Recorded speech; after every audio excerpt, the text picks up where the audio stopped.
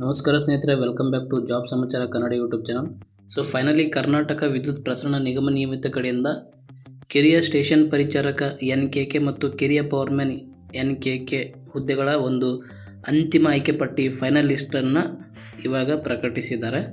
So ಈ ಕುರಿತು ಈ ಅಧಿಸೂಚನೆಯನ್ನು ನೀವು ನೋಡ್ಬೋದು ಇಲ್ಲಿ. ಸೊ ಈ ಕುರಿತು ಒಂದು ಅಂತಿಮ ಆಯ್ಕೆ ಪಟ್ಟಿಯ ಕಟ್ ಆಫ್ ಅಂಕಗಳನ್ನು ನೀವು ನೋಡ್ಬೋದು. ಸೊ ಇಲ್ಲಿ ನೀವು ನೋಡ್ಬೋದು, ಕರ್ನಾಟಕ ವಿದ್ಯುತ್ ಪ್ರಸರಣ ನಿಗಮ ನಿಯಮಿತ ಉದ್ಯೋಗ ಪ್ರಕಟಣೆ ಸಂಖ್ಯೆ ಕೊಟ್ಟಿದ್ದಾರೆ.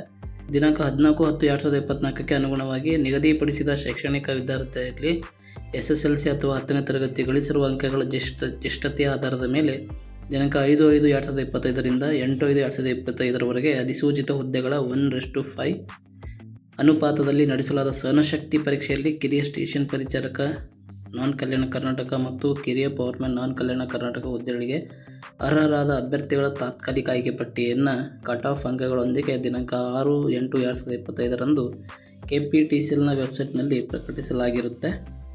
ಸೊ ಸದರಿ ತಾತ್ಕಾಲಿಕ ಆಯ್ಕೆ ಪಟ್ಟಿಗೆ ನಿಗದಿತ ಕಾಲಾವಧಿಯೊಳಗೆ ಅಭ್ಯರ್ಥಿಗಳು ಸಲ್ಲಿಸಿದ ಆಕ್ಷೇಪಣೆಗಳನ್ನು ಕೂಲಂಕುಷವಾಗಿ ಪರಿಶೀಲಿಸಲಾಗಿದ್ದು, ಅದರನ್ವಯ ಅಭ್ಯರ್ಥಿಗಳ ಅಂತಿಮ ಆಯ್ಕೆ ಪಟ್ಟಿಯನ್ನು ಕಟ್ ಆಫ್ ಅಂಕಗಳೊಂದಿಗೆ KPTCL ವೆಬ್ಸೈಟ್ನಲ್ಲಿ ಪ್ರಕಟಿಸಲಾಗಿದೆ.